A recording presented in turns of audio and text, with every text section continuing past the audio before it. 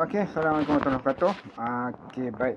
Mari kita lihat pengiraan dan keselarasan bagi pasangan ni lah. Ini ambil daripada Cosmo kot, tak salah coach. Okey, ini adalah Datuk Seri Bidat dan 24 11 10 1971. Mari kita lihat tadi dia 24 Oktober nah. 24 Oktober.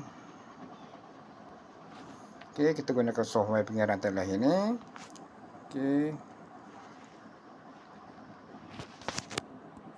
24 Oktober bulan 10 19 berapa tadi lupa dah.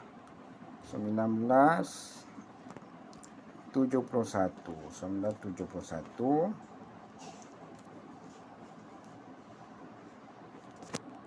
24 Oktober 1971. Kulit rak hijau yang kat belah kanan tu terus cross semua rebak. Okey, jadi kat sini kita dapat orang asas 7. Okey.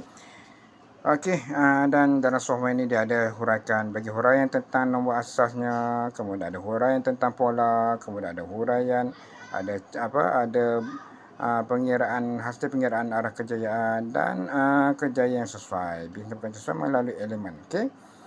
Okey, baik, jadi kita cuma perlukan nombor asas saja untuk tahu keselarasan mereka, iaitu keselarasan bagi Datuk Seri Wida, kita pakai tu nama dia DSV. Okey, adalah 7. Okey. Mari kita lihat keselarasan bagi Abang Fadli kita. 18 April 78, 18 April 78, 18 April 78, 18 April bulan 4 1978. Okey, tandakan right, klik right dekat pada hujung kanan tu, terus keluar semua result dan kita tulis nama dia lah. Nama dia Dr. Fazli.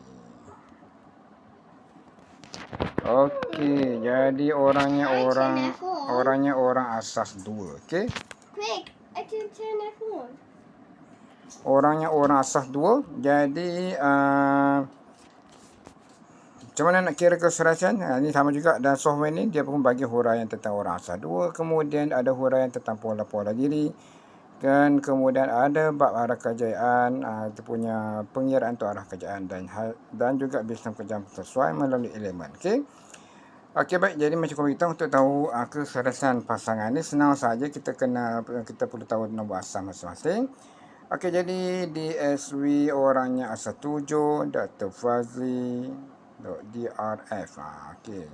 Dr. Fazli orangnya asas 2. Macam mana atau keselarasan? Hanya tambahkan kedua nombor asas. Okey. Jadi 7 tambah 2 dapat 9. Okey, jadi inilah dia punya keselarasan mereka, iaitu dapat 9. 9. Okey, jadi 9 ni lambang kepada apa? Lambang kepada kemasyarakatan. Okey, 2 lambang kepada aset.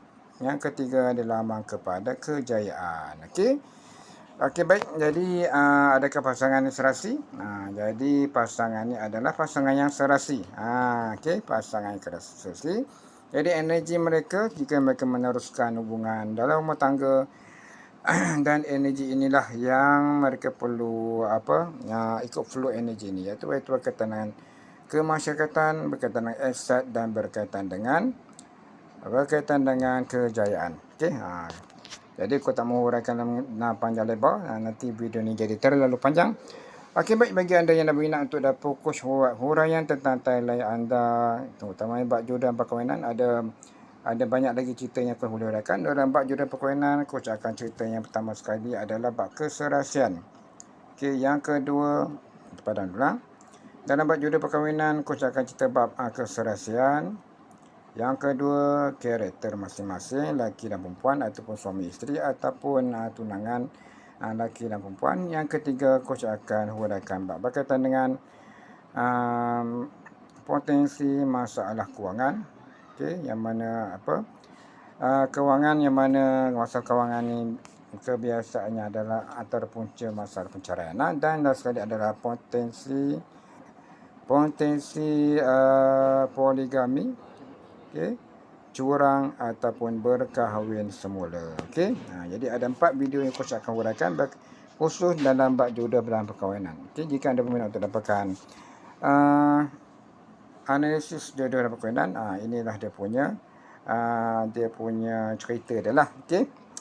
Dan bagi anda yang berminat dengan software ini namanya software pengiraan telahi advance. Okey. Jadi yang bernilai hanya RM99 sahaja. Okey. Yang berminat boleh terus hubungi coach. Terima kasih kerana menonton. Assalamualaikum warahmatullahi wabarakatuh.